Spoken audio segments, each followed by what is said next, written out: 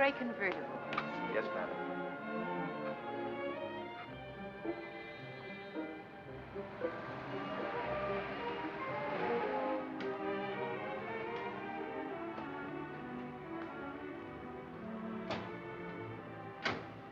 Turn off your motor, please. Come on. Close that door. What do you want? Come on, we'll talk inside. I'm the store detective. Well, I haven't time. Won't take long. Open your bag. But I don't understand. Open it, please. I'm going home. I don't want to be talked to like that. All right, if you want it this way. Harry. Yes, Mr. Hogan? I just want you to witness this. See this pin? Yes, Mr. Hogan. Okay. You have a sales slip for that pin, madam? If you have, I'll take a look at it. Come on, come on. We're wasting time. You'll have a crowd here in a minute.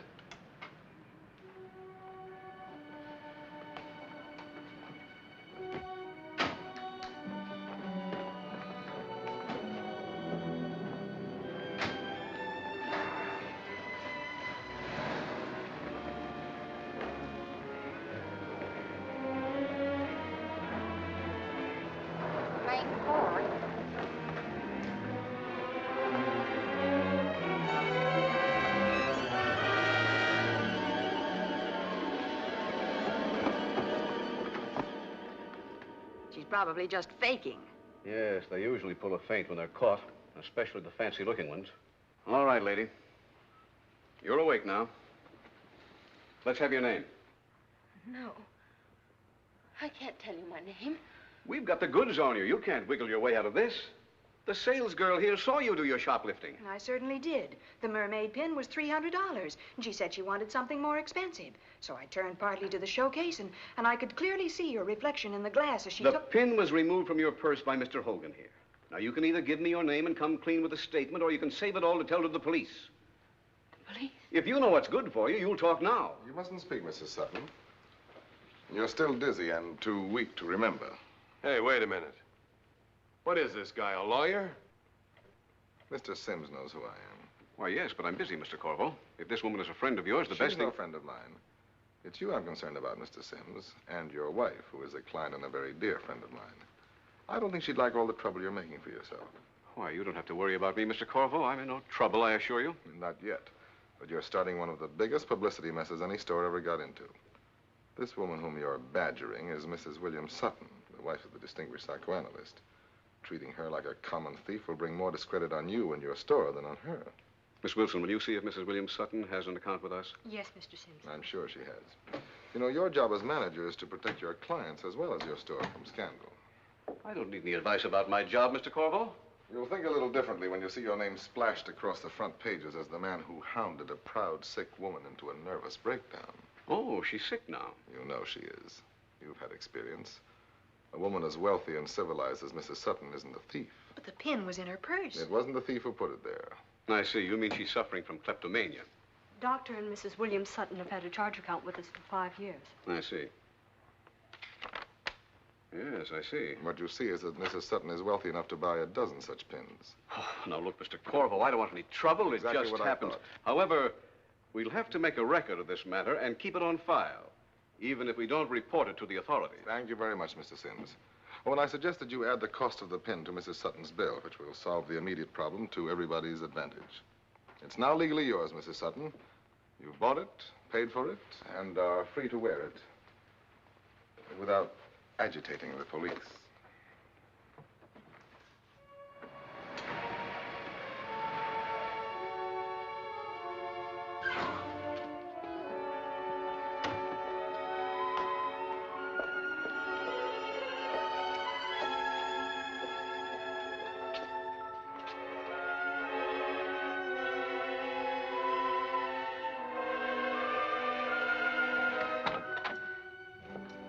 Is there someone with my husband, Miss Hall? Yes, there is, Mrs. I Sutton. want to see him. I can't wait. I must see him now. Please tell him. I have orders never to disturb him unless I it's something know, very- Miss Hall, I know. Of course, if you're ill, Mrs. Take a Sutton, note or there's of it. something...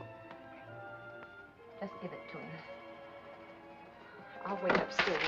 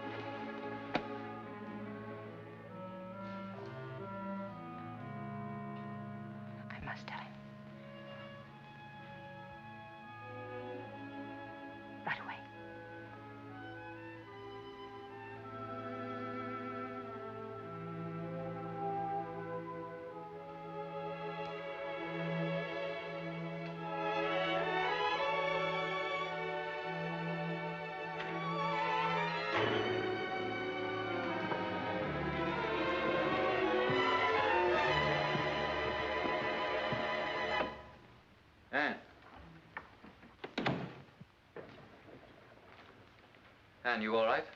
Hello, darling. What's wrong, dear? Nothing, darling. Thanks. Nothing. You look terribly handsome in the middle of the day before all your chattering patients have worn you out. Miss Hall told me you came in very disturbed. She said you insisted violently that I... Oh, that's so silly, violently. Darling, I just stopped to ask her if you were busy. I wondered if you wanted to go to the concert tonight.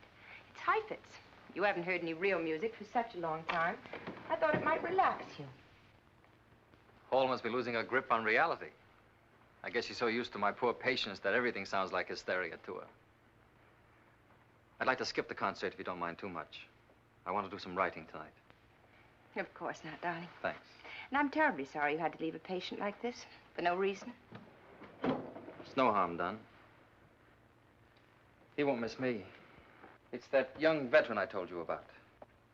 The one who won't talk? Mm-hmm.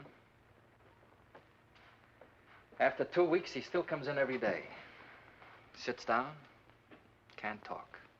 But why does he come to you if he won't let you help him? Oh, he will eventually. It's just that it's difficult to begin unloading fears and secrets and guilts. Poor fellow, the war was an easier conflict than the one he's in now. Oh, Bill. Struggling all day with those sick people and their wretched complexes. How you must hate them. I don't hate them, darling. I'm trying to help them. They're my job. They No, need me. your job is using your brain and finishing your book. You said so yourself. They interfere. Stop worrying about me as a frustrated genius. I'm not. I'm a busy doctor and a happy husband, an enviable combination. I wouldn't trade it for a dozen books. Oh, Bill, you're wonderful. You've always been so very wonderful to me. I just wish that... Wish what? That I could help you. If I were only brighter and you could talk to me about your scientific problems. Just stay as you are. As you've always been, healthy and adorable.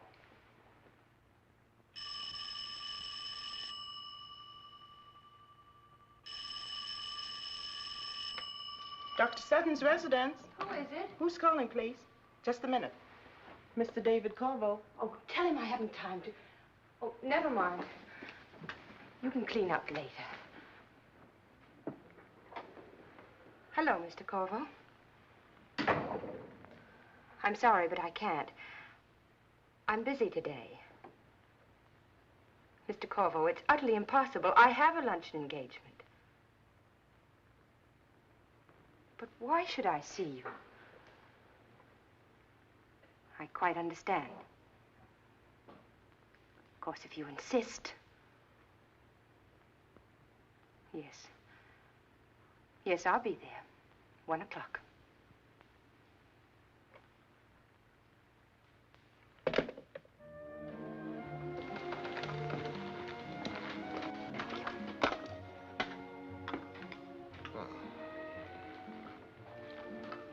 Thank you, Vincent. You were wise not to tell your husband, Mrs. Sutton.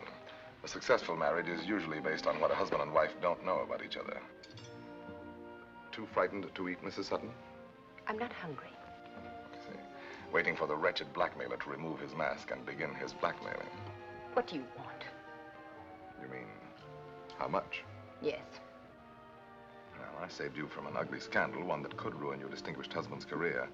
What an advertisement for a renowned psychoanalyst, married unaware to a kleptomaniac. And you are willing to pay me to keep this whimsical fact out of the newspapers? Yes. Now? Yes, now. Well, I can see that I was never cut out to be a villain. I dislike inspiring so much terror in such a lovely woman. Please don't talk to me. Yes, I forgot you're buying my silence. $5,000. Dear me, that's quite a sum considering that it's tax-free. I take it you don't intend to report this either to Uncle Sam or to your husband. Very few wives are in so fortunate a position with a bank account of their own, obviously a large one. That's all I'll pay. That's quite enough. Isn't it? You're rather disillusioning, Mrs. Sutton, for the wife of so brilliant a man as Dr. Sutton. First of all, for your stupidity in assuming that you can get rid of a blackmailer by giving him money. Secondly, and worse, by identifying me as a nasty crook. Here's your check, Mrs. Sutton. You disturbed my vanity rather deeply. I always fancied I had a fine, upright look and that an honest heart shone out of my not-too-splendid face. Oh, I'm joking, Mrs. Sutton. Please, Vincent here is an old friend. I wouldn't want him to think that I was an ogre that makes beautiful women cry into their soup.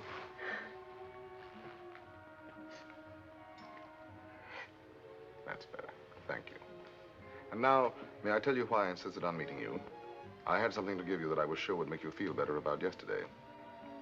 I persuaded the manager, Mr. Sims, to give me the Mrs. William Sutton shoplifting report from the store files. Here it is. If you will tear it up, there will no longer be a record of yesterday's episode on file anywhere. I feel like such a fool. How can I ever thank you? Do you know Tina Cosgrove? Not very well. I've been to some of her parties. She's giving one for me Tuesday afternoon. For you? Then you must be a celebrity. In Tina's eyes, anybody who attends 3 of her parties automatically becomes a celebrity. I made the grade last month.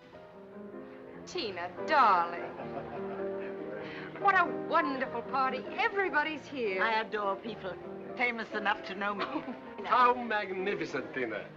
Wherever you are, you always attract the best society. Oh, don't be silly, dear. I don't have to attract society. I manufacture it. Sam, I want you to meet my guest of honor. Yeah, of course. Well, David, this is Ferruccio, 31st Baron of Ravello. I do. And his adorable fiancée, Taffy Lou. I'm responsible for bringing them together. You're in the movies, Mr. Korvo. no. Mr. Korvo reads souls, guides human destinies with the aid of the stars, and makes fortunes for other people at a nominal fee. How wonderful. I have always admired fortune tellers, Mr. Korvo. I am not quite a fortune teller. He's a genius. Before you go, you must attend one of his lectures on hypnotism. Nor am I quite a hypnotist. I use a number of sciences in my experiments with the human family. For instance, you, Baron, are obviously born in November. Late November. Yes, Sagittarius. But how do you know that? You are also a hyperthyroidic type, plus a thalamus overfunctioning.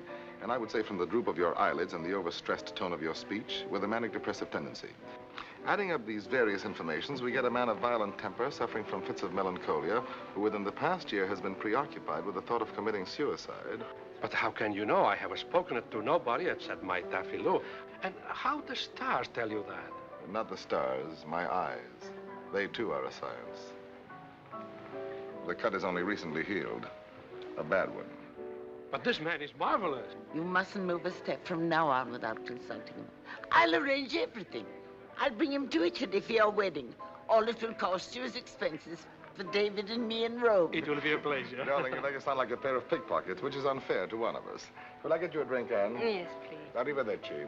Arrivederci. I hope that your new marriage will give you something to live for, if only a divorce. A pure canasta, boys. Now, this will help your headache. Does it show? Not much. A little squint in your eyes. How could you tell the Baron was born in November? Taffy Lou is my protege. I interviewed her just an hour before I came to the party. Very ingenious. I'm so glad you're here. You make Tina's party seem an almost human event. You're wonderfully remote from this sort of people. I want to help you, Anne. Your eyes are full of fear and tension. Have you slept? No. Not since that day? I can't sleep. Pills any help? They're no good. They don't put me to sleep. They just make me jump inside. Yes, I know. I'll have to ask Bill for some other kind. Don't. Your husband is not entirely a stupid man. If he finds out you have insomnia, he'll start looking for its cause and probably stumble on it. We don't want to disillusion him and appear like all the other twisted little customers on his analyst's couch. If I could only sleep. You need treatment. And you can't go to a doctor. Your husband would hear it at the first psychoanalytical cafe class he attended. So perhaps you will swallow your prejudice against a humble astrologer whose only medical diploma is the gratitude of his patients. Thank you. But I can't possibly become a patient of yours. You are already. The fact that I know of your kleptomania, the fact that I know that your mind is sick and threatening to get out of hand, gives me a medical position in your life, doesn't it? Yes, I suppose it does. You're relaxed with me. You don't have to exhaust yourself trying to seem normal. The serene and devoted wife who doesn't dare upset her busy husband. your soul can undress in front of me. That means that your cure is already beginning. I can make you sleep. Every night. 9 hours of peaceful, happy sleep. How? Trust me. Look at me. There are no thoughts in your mind, no fears. Trust me. I can help you. Don't think of anything. Forget. There is nothing to remember. Just close your eyes and forget. Forget. Forget.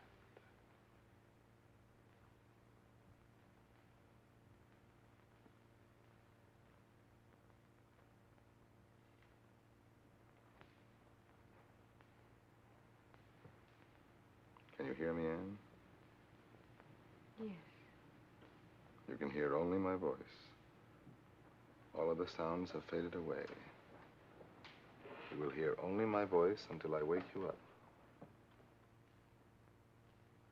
Yes. You must do what I say. Do you know that? Yes. Go to the window. Draw the curtains. Go to the door. Close the door. Then come back and sit down. Now, open your eyes.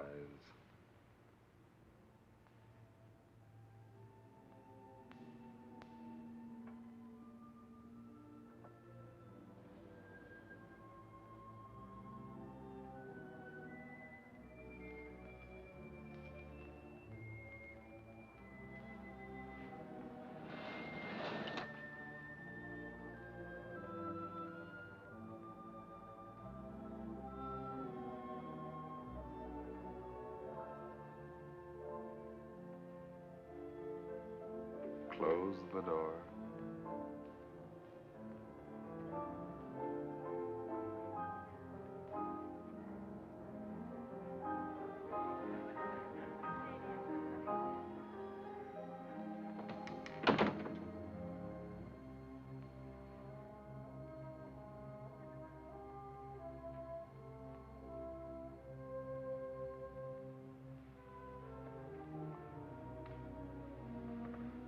Give me your hand, Anne.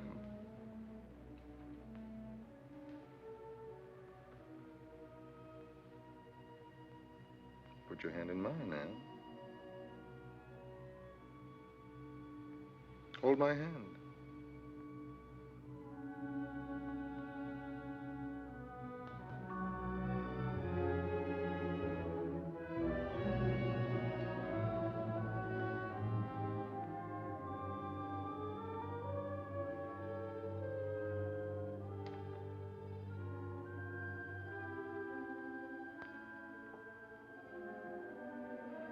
Close your eyes.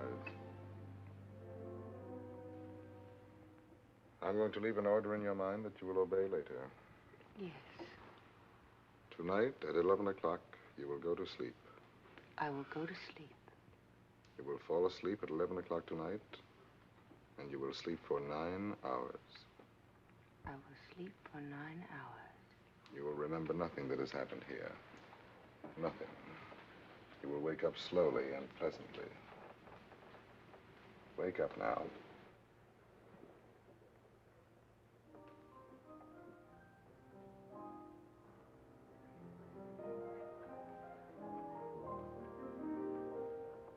Was I asleep? You relax for a moment. Feel better? Oh, yes. Much. I really feel so rested. And you will sleep tonight without any trouble. But if I do... Sorry. Oh, Terry, come in.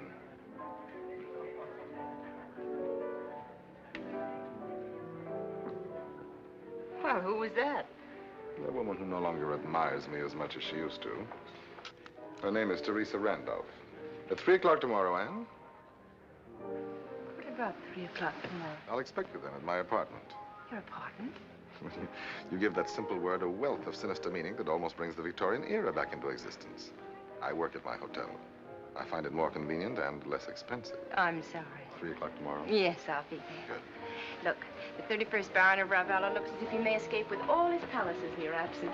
You better do something about it. I'm delighted to have brought back a little of your wit, even at my expense. Ma barone, perché andate via tanto subito? Rimanete ancora, vi prego. In the meantime, I'll fix E that. siete mio invitato favorito, bravo. How do you like that? Qui.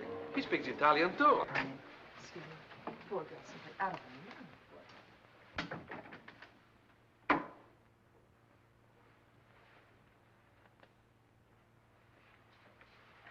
Dear, I'm out of powder.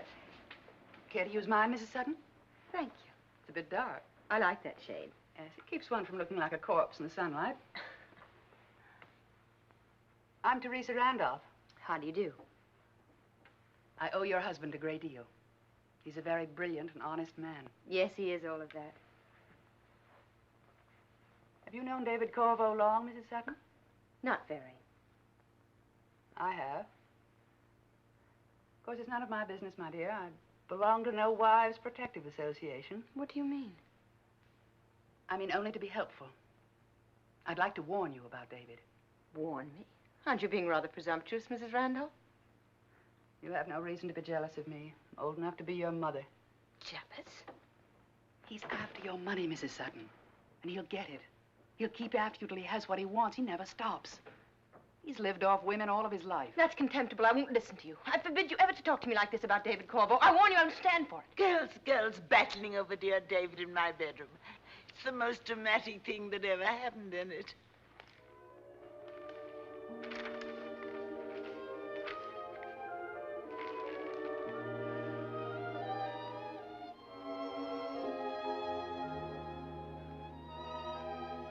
Three days and 3 nights without you. You know, that's a great sacrifice to make for psychiatry. Would you like me to go along, Bill? I love San Francisco. Oh, it would bore you to death. Afternoon and evening sessions. I wouldn't go myself if I weren't slated for one of the main discussions. Of course you must go. I'll be lonely. Very proud of you. Oh, darling, I'm all greasy. A minor handicap.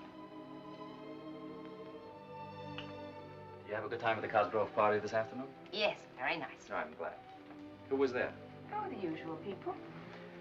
You know, the greatest kick I get when we go to a party together is when people stare at you and say, "Who is that lovely girl?" Why, that's Dr. Sutton's wife. She's very devoted to him. My head swells up like a balloon. Thanks, darling. Oh, I'm terribly sleepy. What time is it? Just 11. I'm sorry, but I've got to sleep.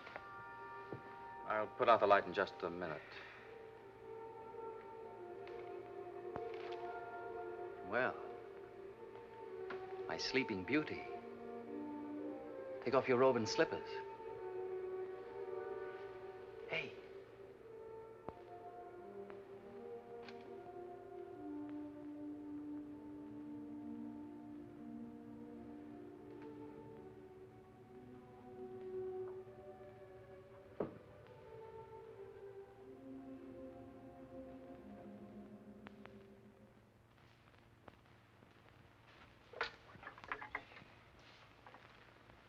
Hello, Daisy. I'm expecting a visitor, Mrs. Sutton. Will you tell the desk to send her right up? And don't put through any calls until I let you know. Thank you.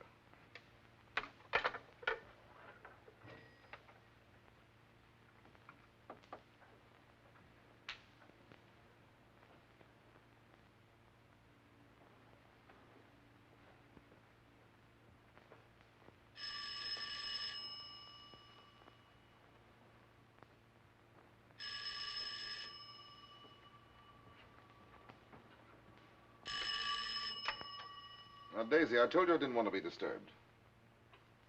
Palm Springs. All right, put it through. Oh, Terry, I was wondering who could be in Palm Springs on a Wednesday. No, I told you I'd have the money for you by the 1st. You're not going to get a chance to exercise your new martyr complex and ruin both of us. You're going to pay every dollar you owe to your loving daughter and live on as an honest woman.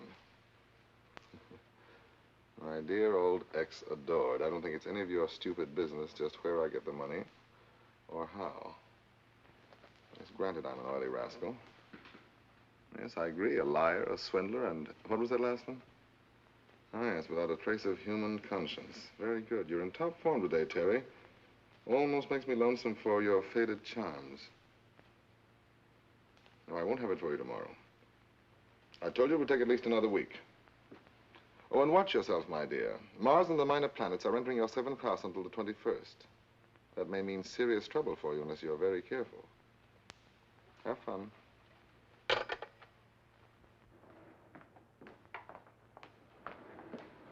Is Mr. Korvo in? Mrs. Sutton? Yes. Please go right up. Apartment 9B. Where's the house telephone? Right over there, but Mr. Korvo is expecting you. Thank you. Apartment 9B, please.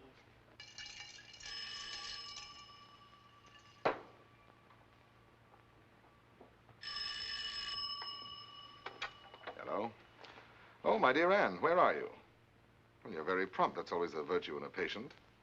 Please come up, 9B. What? My dear Anne, you're being utterly absurd. I always see my patients in my apartment. Well, it's my office. Very well, I bow to your abysmal scruples.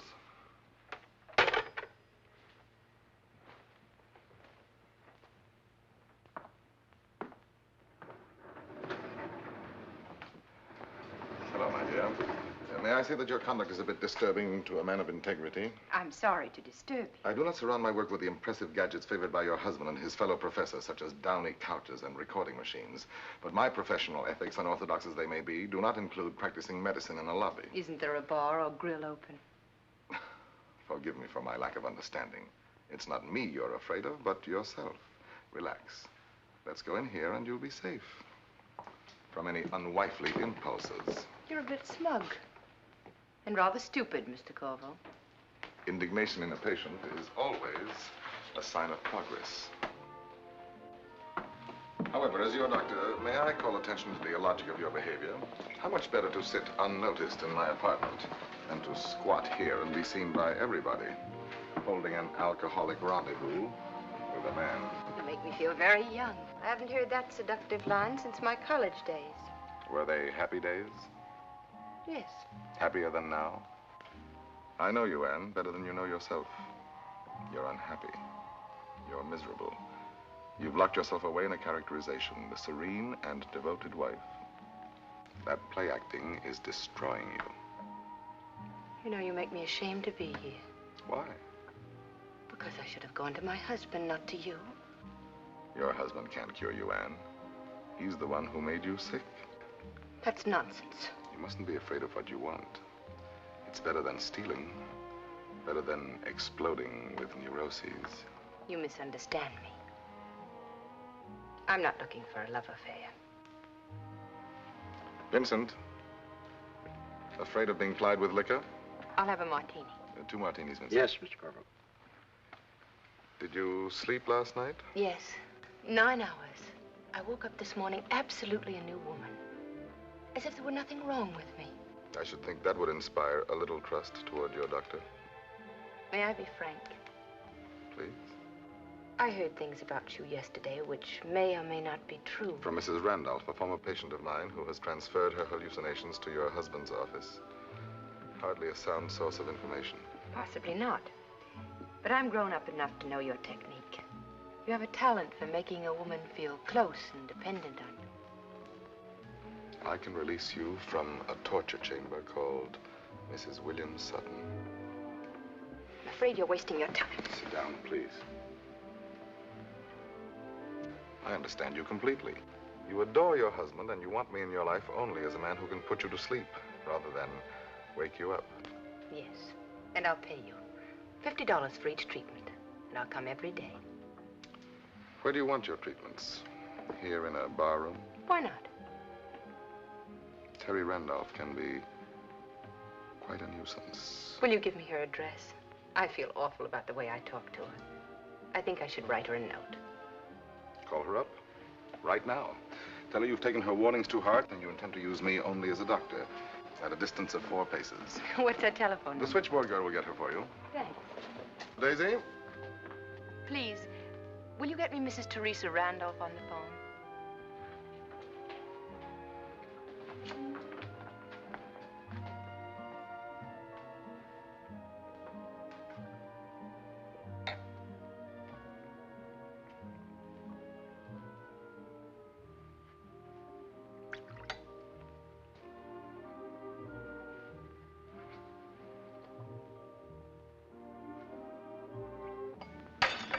Vincent.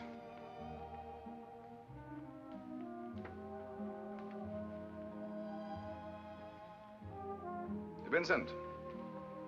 There's a small accident. Clean that up quickly and bring us 2 more martinis, will you? Right away.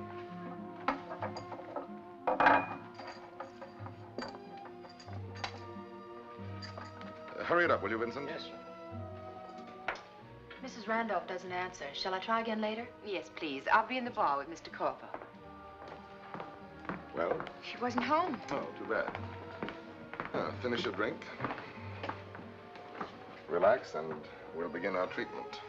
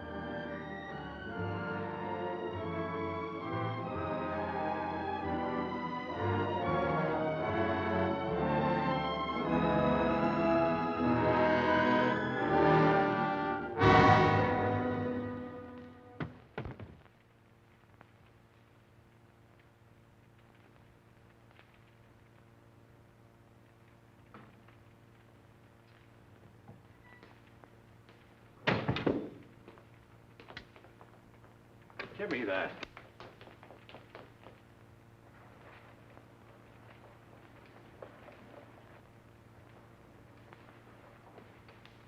Dead?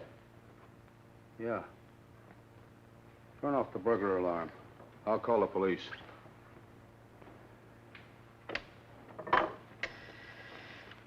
Operator, police department, please.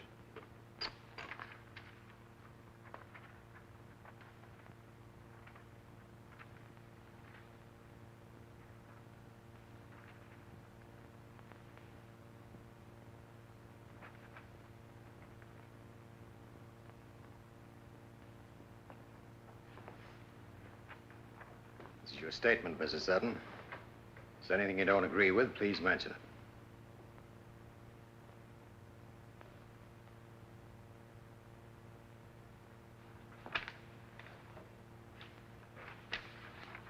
Formal statement given by Ann Sutton, resident of Westwood, California. Witnessed by Lieutenant James Colton, Sergeant Robert Jeffries, and Dr. Peter DeVal, psychiatrist at the Los Angeles Police Station, City Hall, 11:20 p.m., June 3rd, 1949. Question. What is your name, please? Answer, Mrs. William Sutton. Question. Where do you live? Answer, 725 Willow Drive. Question. What time did you leave your house this evening? Answer, I don't remember. Question. Now, will you tell us why you went to Mrs. Theresa Randolph's house? Answer, I don't know. Now, Mrs. Sutton, will you please tell us how did you get into the house? That is, the home of Mrs. Randolph. Answer, I don't remember. Question. Do you know that Mrs. Randolph was strangled to death between the hours of 9 and 10 o'clock tonight? Answer, yes, I know. Do you admit, Mrs. Sutton, that the scarf found around Mrs. Randolph's neck, now displayed before you, is yours? Answer, yes, it is my scarf. Question. This pin with the clasp broken was found on the floor near the murdered body. Did you drop it while you were strangling Theresa Randolph? Answer, I don't know. Question. Had you any reason for hating Mrs. Randolph? Answer, yes. That's not true. I didn't hate her. But you said you did. I heard you. I couldn't have. I don't remember going there, I tell you. I couldn't have done it. I couldn't.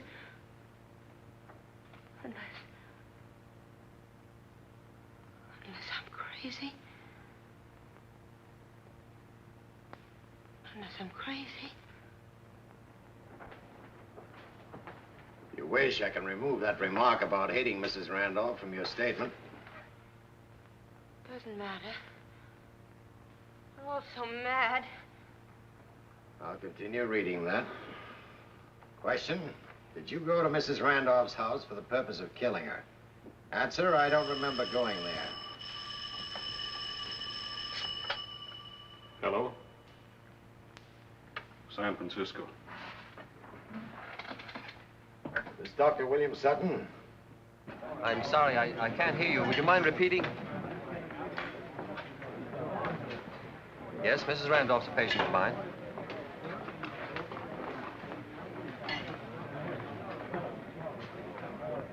What? You can make the 2 o'clock plane, Doctor. I'd appreciate it if you'd come right to my office at City Hall. He'll be here pretty soon. You didn't have to tell him like that over the telephone. He'll think... What'll he think, Mrs. Sutton? that I did it. That I killed her. You wish to state now that you didn't, Mrs. Sutton? I don't know. I don't know what happened. I can't remember anything. I'm dreaming all this. What do you say, Doc? Can she follow? Yes, I think so. Shock is wearing off. There's just a little more, Mrs. Sutton. Question, is there anything more you wish to add to this statement, Mrs. Sutton? Answer, no. Question, you admit that this statement was given by you of your own free will, voluntarily. No promise of immunity or threats of violence were used on you. And after it's reduced to writing, you're ready to sign it. Answer, I'll sign it. Finished 11:43 p.m. Here you are, Mrs. Sutton. Bottom of the page, please.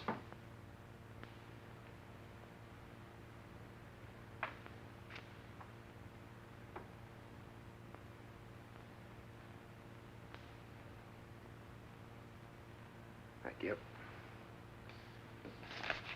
All right, Bob. Let's go.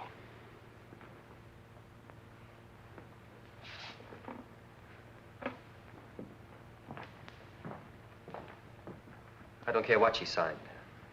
She's not guilty of murder. I put it in the open, Doctor, because I'd like to ask you some questions that might clear things up for both of us. Did your wife ever talk to you about David Korvo? What's David Korvo got to do with her? Dr. Sutton, I know this is tough for you, but you're entitled to know all the facts. Your wife was tied up with David Korvo kind of intimately.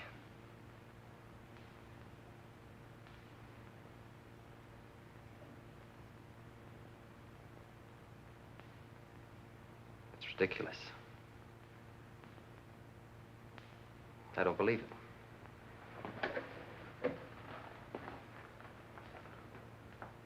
I refuse to listen to that kind of talk about my wife.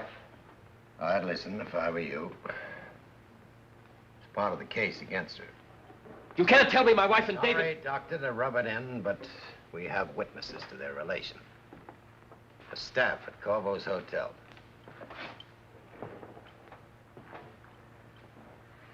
But it can't be true. It must be part of some fantastic plot against Ann. Last week, your wife denounced Mrs. Randolph in a fit of jealousy for coming between her and Korvo. Happened at a party. Your wife paid daily visits to Korvo's hotel for a week before the murder. She sat drinking with him in the bar room. She quarreled with him there one day, broke a glass, then rushed out to telephone Mrs. Randolph. You have witnesses for that? Yes.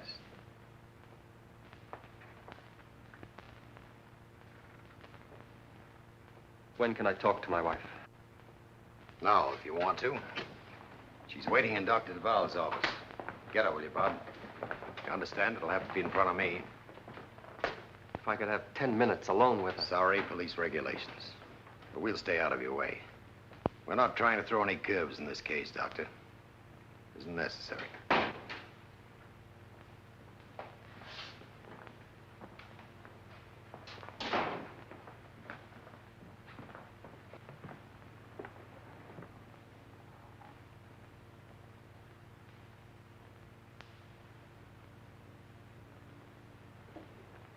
Please, don't cry.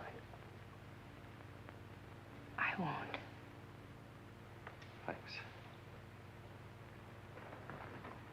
Sit down, Ann. I think I ought to explain, Doctor, that anything your wife says in answer to your questions may be used against her. We understand.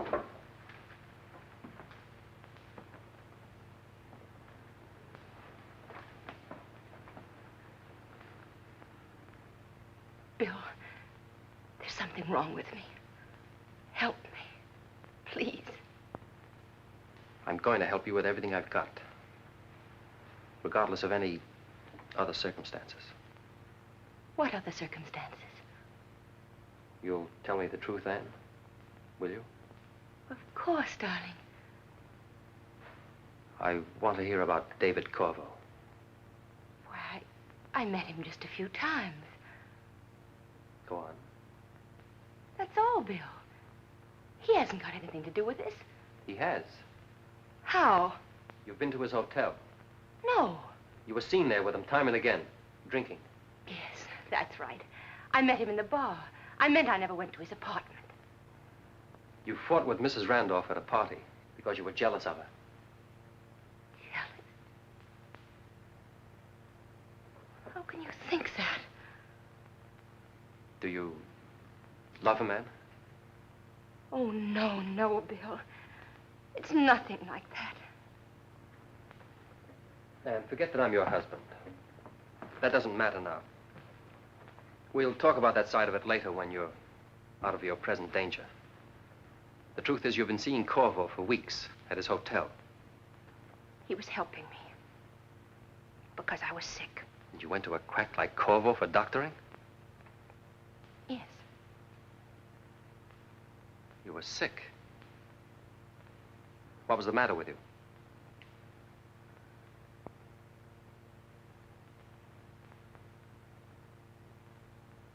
Ann? How did it start? How did you meet him? You wanted to tell me? Tell me. I'm mixed up, Bill. What are you asking me? How did you meet David Korvo? You won't believe me. No matter what I tell you. You don't want to hear the truth. You won't let me tell it. You think I'm lying. You are. Oh, no, Bill. Does this cheap parasite mean this much to you that you're He willing to means wreck nothing. everything to cover up for him? Cover up for him? How? You saw him there. You saw him kill her. You're trying to protect him. Oh, no, Bill. I didn't see him. You don't believe me.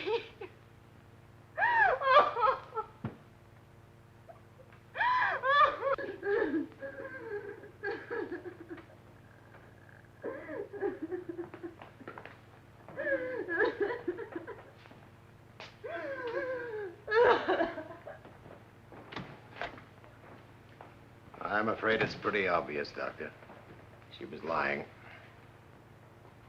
Yes, he seemed to be lying. About David Korvo. We've been married quite a while. It was a very nice marriage.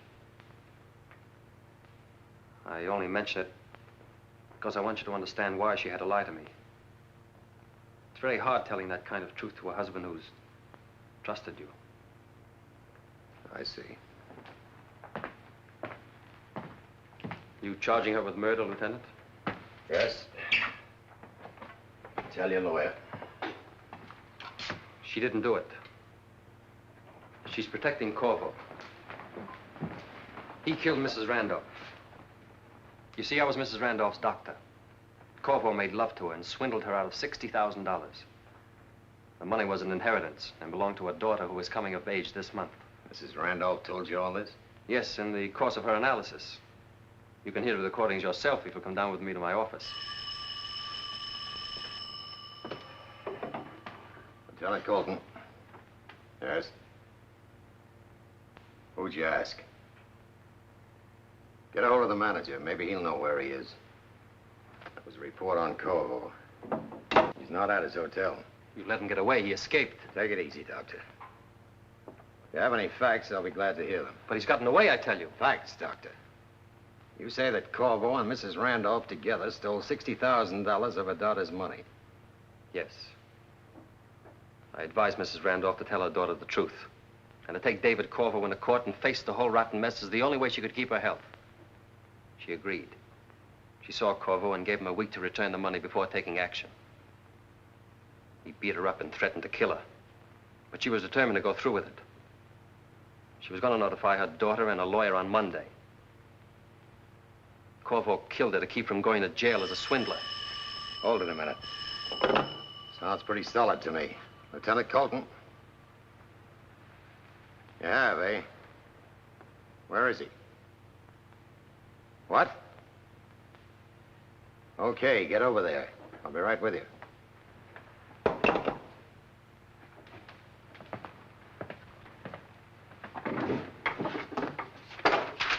We found Korvo. You can come along if you want to.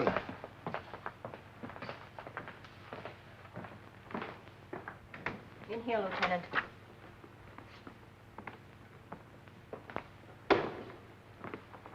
Lieutenant Colton, homicide. I'm Dr. Wayne, house physician. How long have you known this patient, Doctor? A year or so? He's David Korvo. That's right.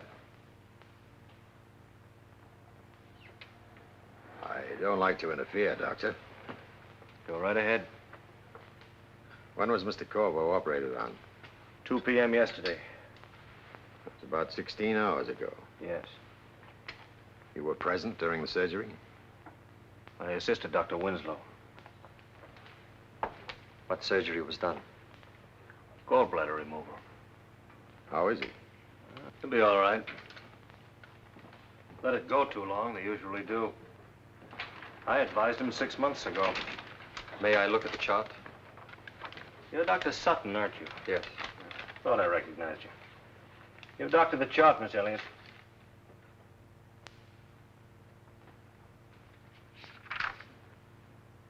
fever's up. This indicates an infection. Yes, went up at night. Had to do a lot of sewing inside. It may be a stitch infection. Penicillin ought to bring that temperature down. A few hours. What's he getting? Saline solution intravenous. He's kind of weak, lost a lot of blood.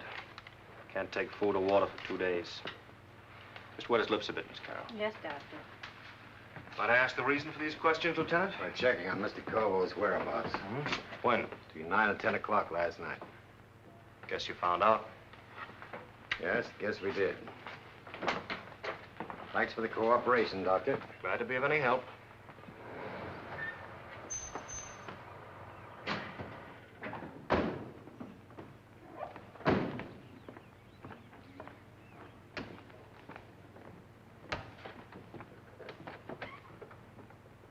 There's something wrong with it. There's something wrong about what we saw at that hospital. I know how you feel, Doctor. I've had theories blow up in my face kind of often. Forget about Korvo and get a lawyer for my wife if I were you. It's not a theory, Lieutenant. You'll hear facts. I didn't tell you half of them. I don't care how, when, or why, but it's Korvo.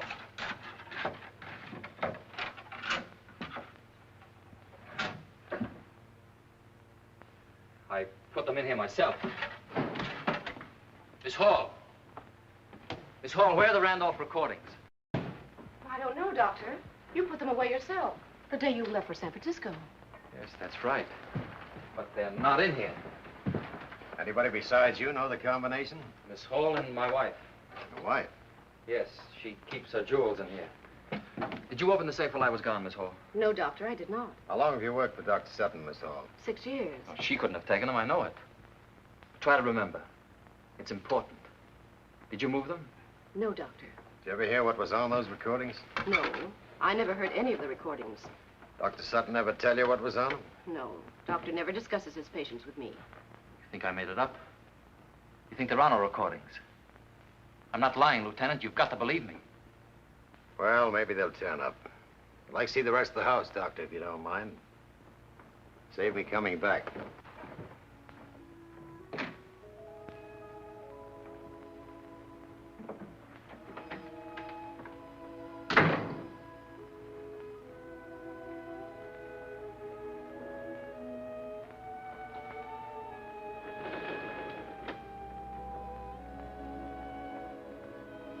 Is your wife's handwriting, Doctor? Yes. Did you say that was meant for you? I don't know. I'll take it along.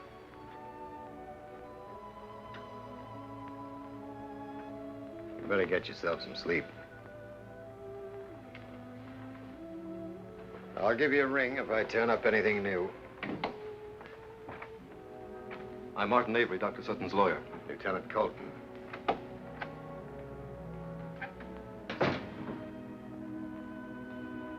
Bill, you know how I feel. Ann is like a sister to me. I've just seen her. I'm your friend as well as your lawyer, Bill. Situation may change, but right now, well, it's bad, Bill, very bad. There's no use beating around the bush. Ann is not responsible. That's our only and best defense, insanity. The man Korvo drove her crazy. We can prove this, both medically and legally. Bill, I know what a shock it must be to have found out this thing about Ann. Yes, it's a shock if it's true. I'm afraid it is, Bill. Of course, there's several angles to it. She may not be guilty of the actual murder. She may have seen Korvo do the thing and is trying to protect him. Not much difference. Or she may have been taking treatments from the man. The fellow's a hypnotist among his other shady practices. He may have hypnotized her, given her a suggestion to kill the woman. Can't make anyone act under hypnosis contrary to their strong religious or moral convictions. Unless she was jealous of the woman and hated her. And he used that. Yes, if she were jealous. Meaning she loved him.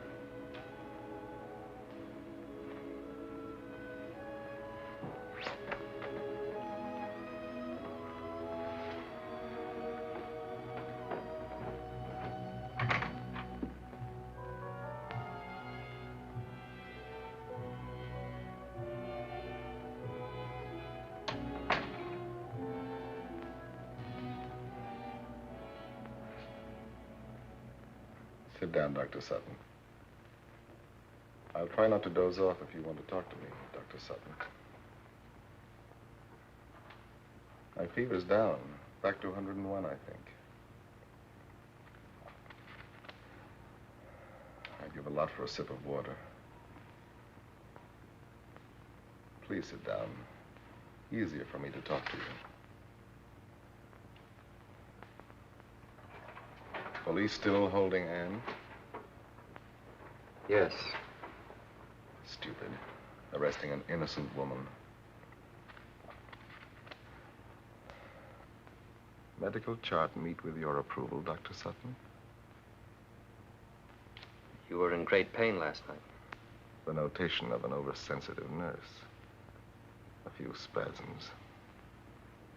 Does Ann know I'm here? I don't know. I meant to call her this morning until I read the papers. Rather, the nurse read them to me. My eyes aren't focusing yet.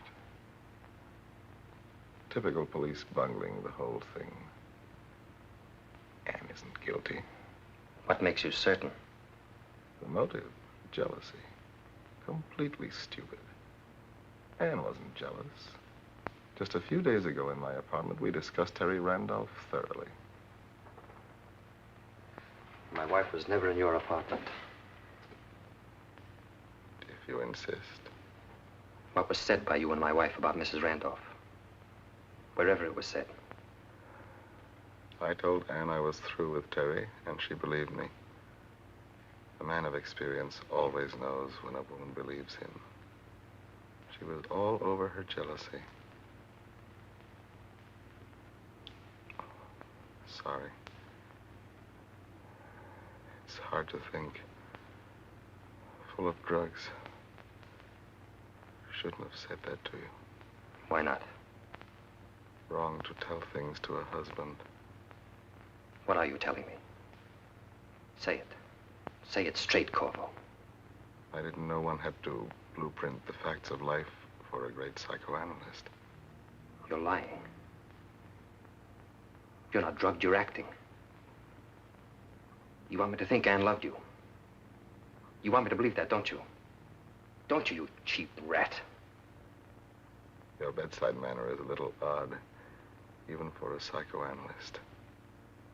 Poor Ann in jail, in real danger, and you bellowing with wounded vanity. If you can rid yourself of some of your husbandly egomania, maybe we can both help save her.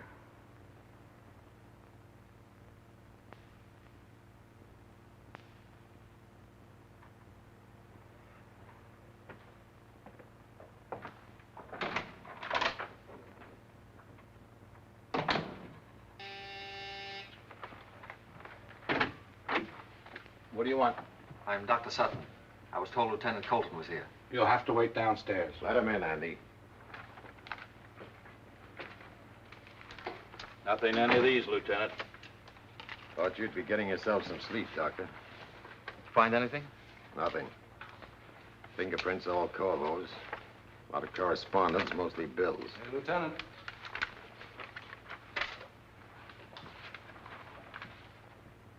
Finally got a bite, Lieutenant. Looks like a woman's. Yeah. Index, middle finger, and thumb. All clear as rain. Looks like the lady was her, all right. Bring these to my office. Keep looking. Coming, Doctor?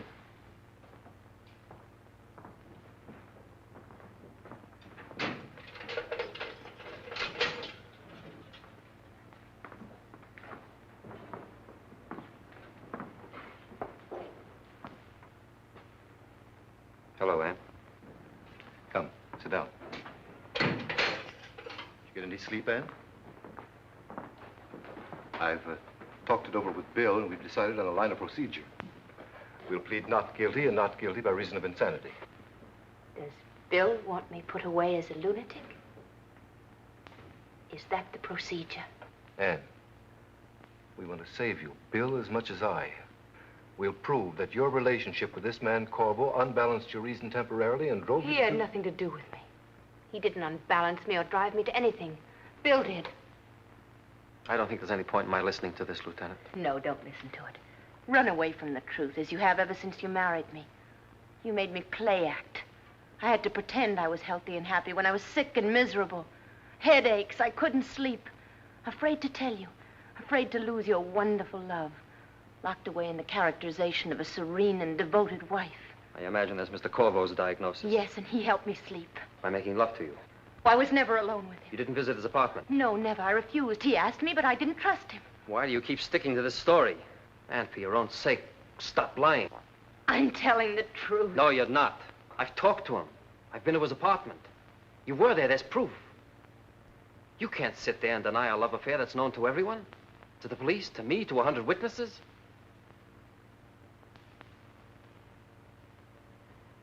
You've made your choice. You don't want my help. I can't be of any more use here, Lieutenant.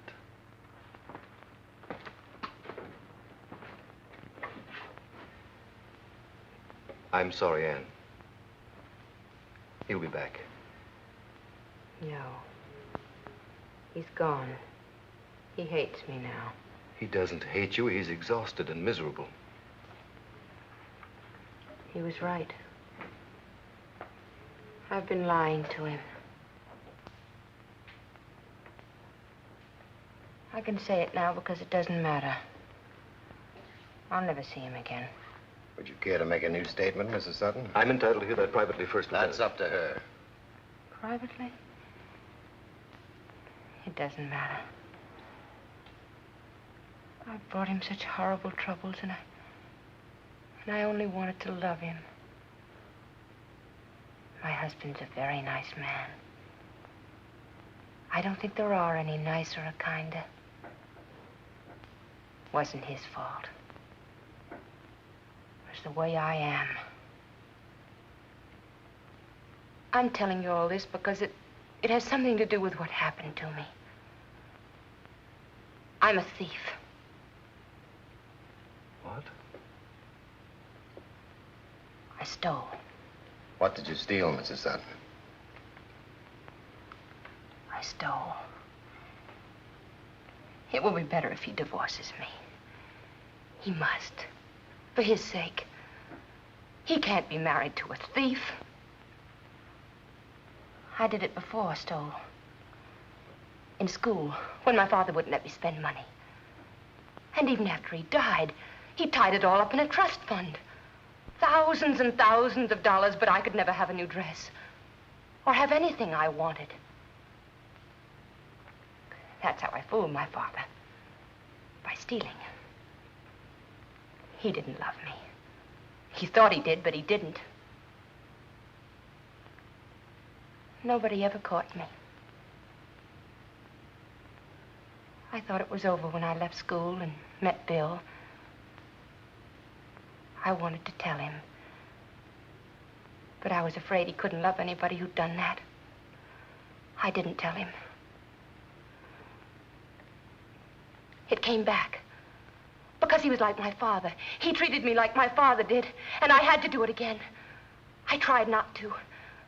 I couldn't sleep and got a pain and had to do it again. I stole a pin from a store. The Wilshire department store. He saw me. Who? Korvo. He helped me get away after they caught me. And that began your relation with Korvo?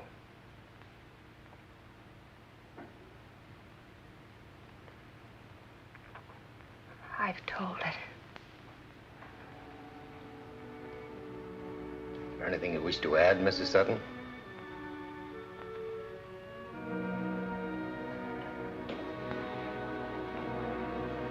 Take her back now.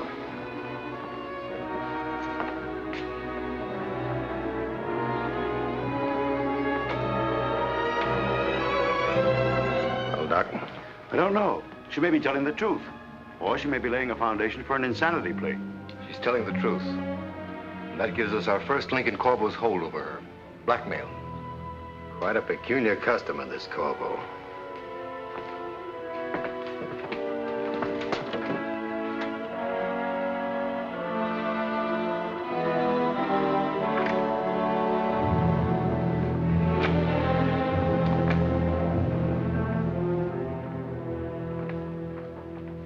I'm Lieutenant Colton, Homicide Bureau.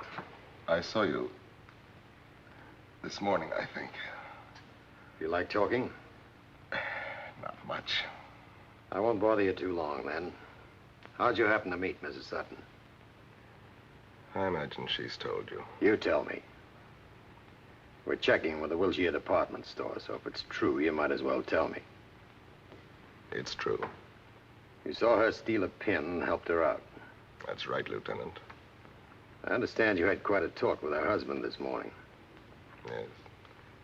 Difficult conversation, but civilized. No blows struck. Told all, eh? Kind of let her down in a hurry. I'm a bit too adult to cover up for that kind of a woman. What kind is that, Mr. Korvo? The disloyal wife.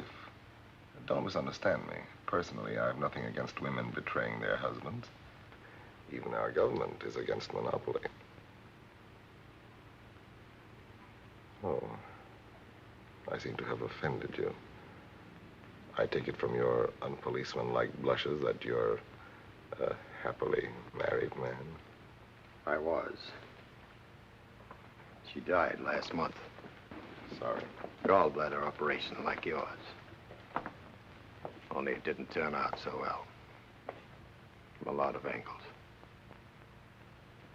That operation of yours saved you a lot of trouble. In what way, Lieutenant? You'd have made a pretty good suspect. Better than poor Ann? Much. I'll talk it over with you sometime when you're feeling better. Just a minute. You've made a rather startling accusation, Lieutenant. It's not fair to leave on that. Well, we hear you extorted $60,000 from Mrs. Randolph. She was threatening to pull you into court to get it back. You beat up Mrs. Randolph. Threatened to kill her if she exposed you as a trimmer. She died just in time for you to miss that. May I ask who is responsible for these rather stupid rumors? Dr. Sutton. The husband of a woman who seems to be guilty of murder? At least, according to the police. Maybe he has evidence. You mean the recordings of Mrs. Randolph's analysis by Dr. Sutton? We know about that. Oh, it's one of the latest wrinkles in psychiatry. Wiretapping the subconscious. The babblings of an elderly siren being treated for mental disorders are hardly evidence. Even for a third degree, Lieutenant. That's why you're here. You've been listening to Mrs. Randolph accusing me from beyond the grave. Why not let me hear the recordings, Lieutenant? I think I'm entitled to know what else is in them, Lieutenant. I have a certain standing that might well be ruined, but...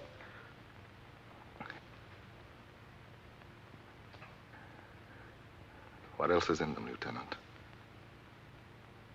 I'll tell you some other time. I don't want to tie you now. Good night, Mr. Korvo.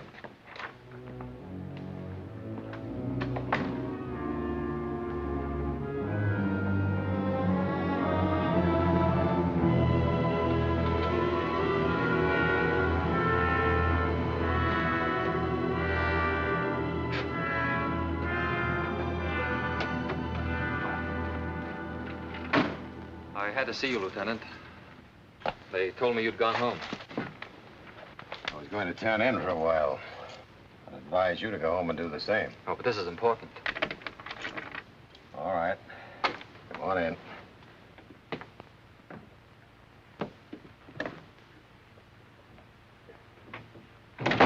Kind of empty in here. I usually go in the kitchen.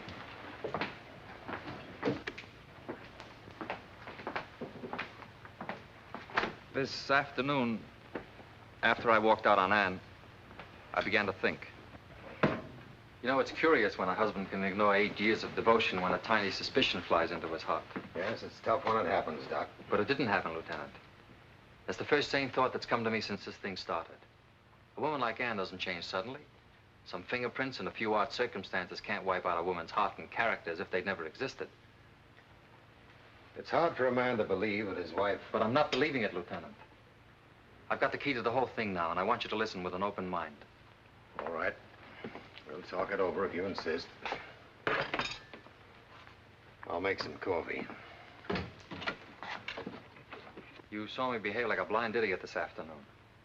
I'm supposed to have a brain, a training, a science for helping people.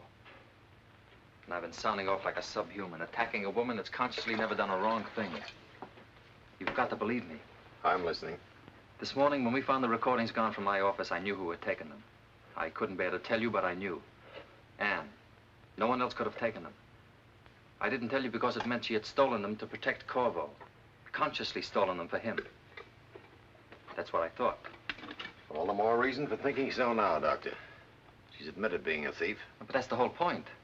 Avery told me what she'd said after I'd left. Her kleptomania.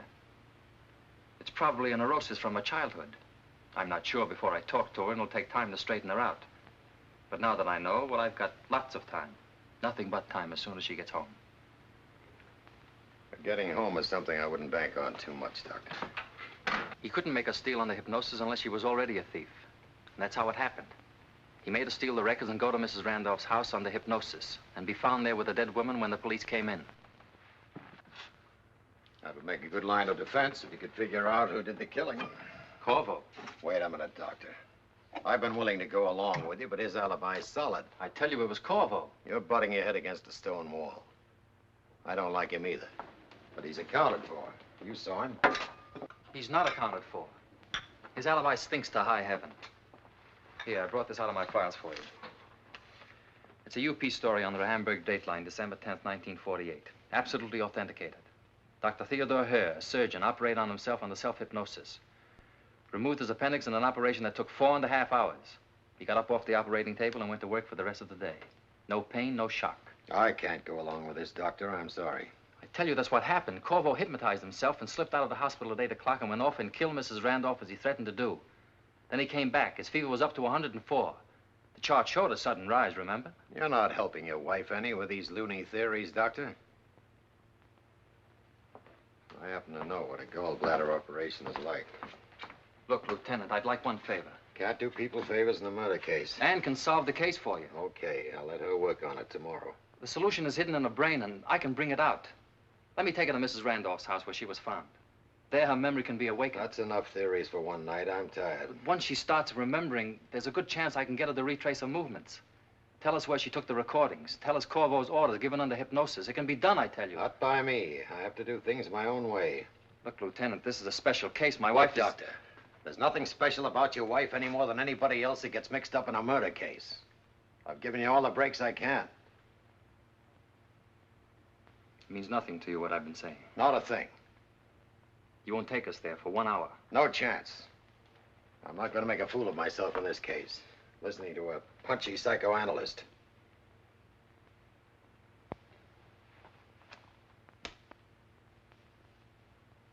I guess I'm the fool. Twice in one day. I can't expect you to see Ann with my eyes. She's my wife, not yours. Sorry to have bothered you. See you tomorrow.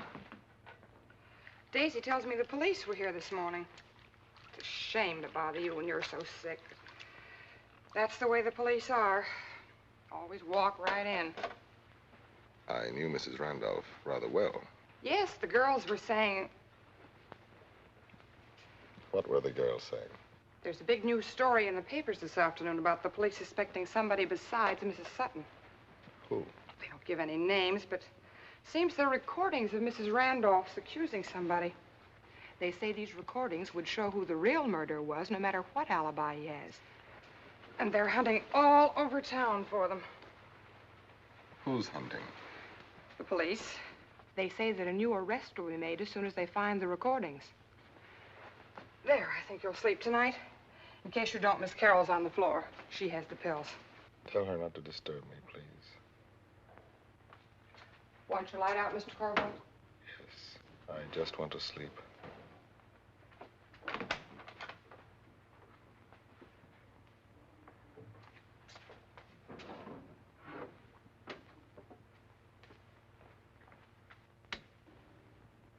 Good night, Mr. Korvo. Good night.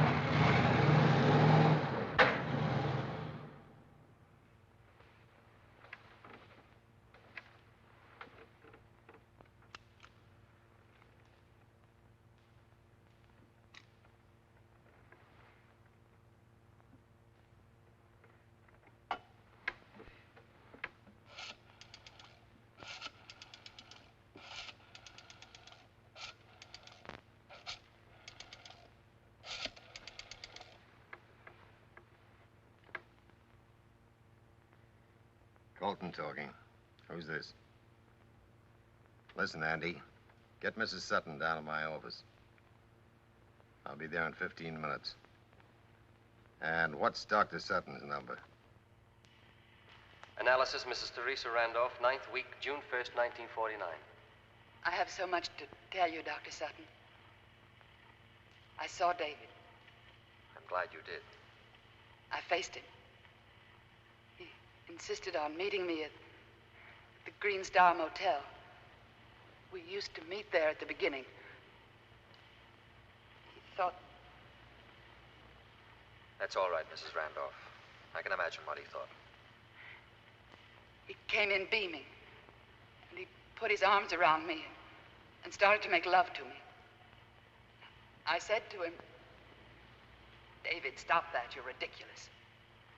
He kept trying to kiss me. I laughed at him. He stood pouting like an idiot. I felt strong, Doctor, and cleansed. I feel him out of my nerves, out of my skin. Even his voice, it used to thrill me so. It sounded stupid. Did you tell him your plan? Yes, I told him. I told him that he had until Monday, not one day longer. And then I was writing my daughter's guardian the full story. And going to my lawyer on Monday. And that I wasn't afraid to face what I'd done. Wouldn't you be more comfortable if you removed your hat, Mrs. Randolph? I can't. Why not? I'm so ashamed. I hoped I wouldn't have to tell you. But I will. He beat me. He hit my face. The hat hides the bruises. He beat me and he said he'd kill me before Monday unless I changed my mind. The motel owner really saved my life.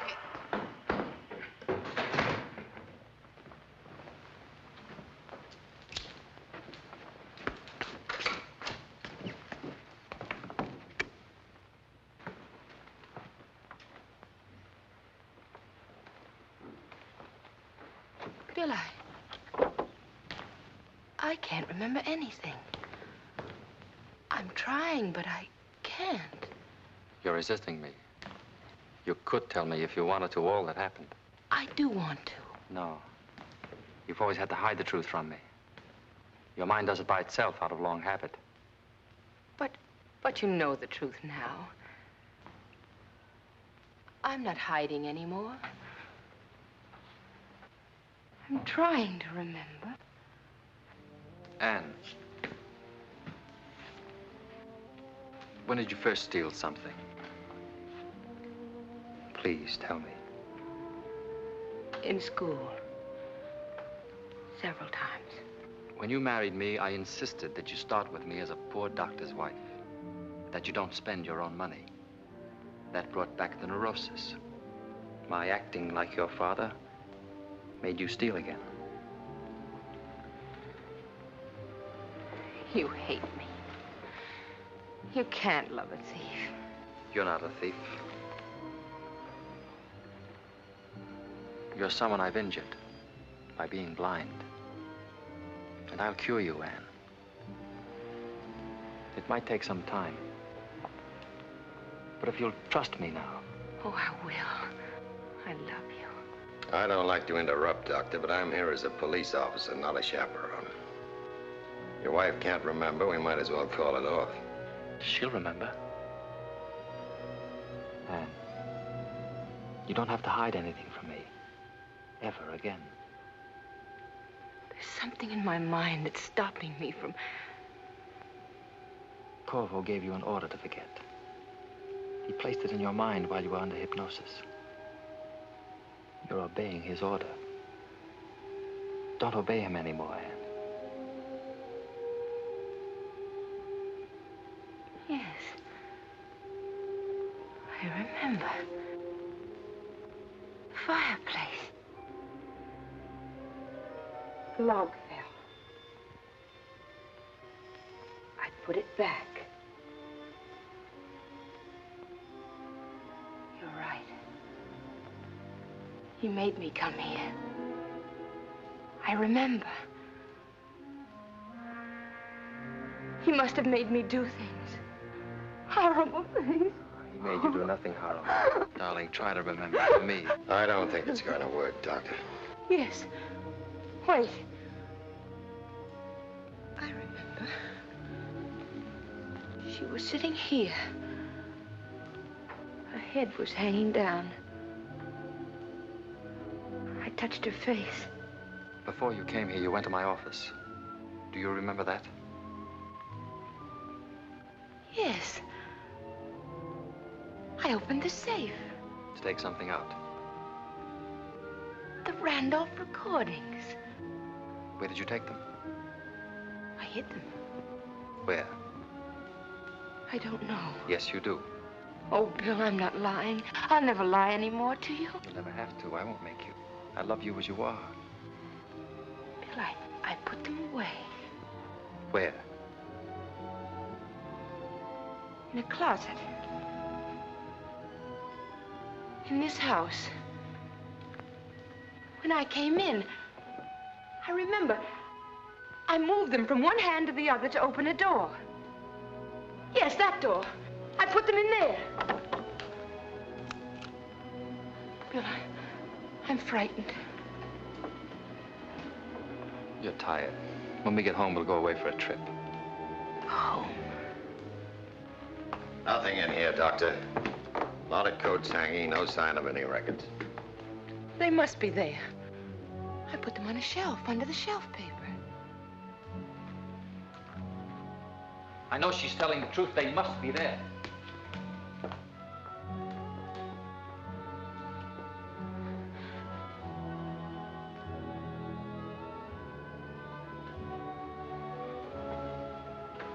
Don't move, Ann.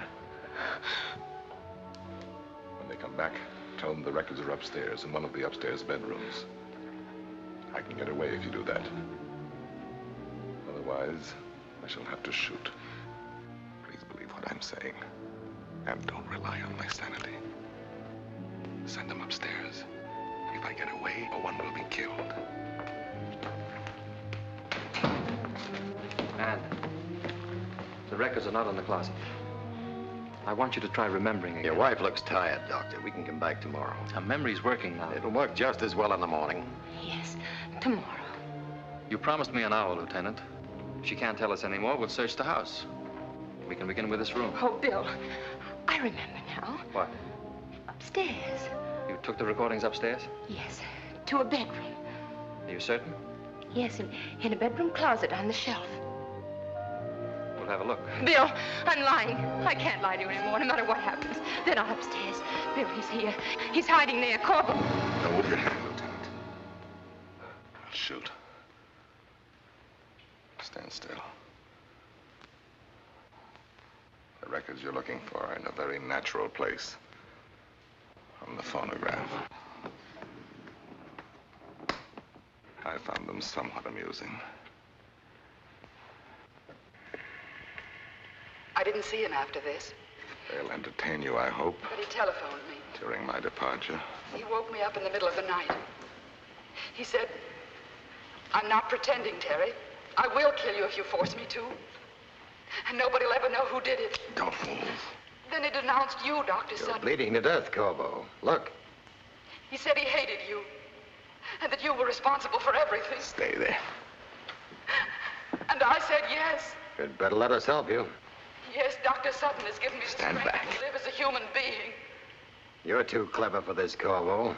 You know you can't get away. I've done many things too clever for you to understand. David Korvo. I've overlooked nothing. He's You'll evil never and make it. dangerous. I'm terrified.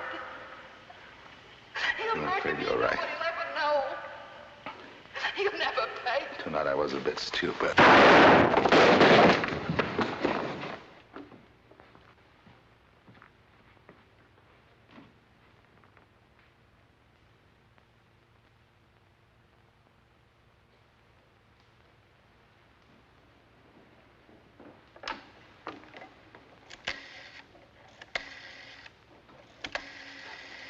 Dead. I'll pass Mrs. Sutton over to your custody, Doctor. Emergency desk, please. Nice to have a wife come home to you. Hello, Lieutenant Colton speaking. Send an ambulance to 1400 Canyon Drive to pick up a body.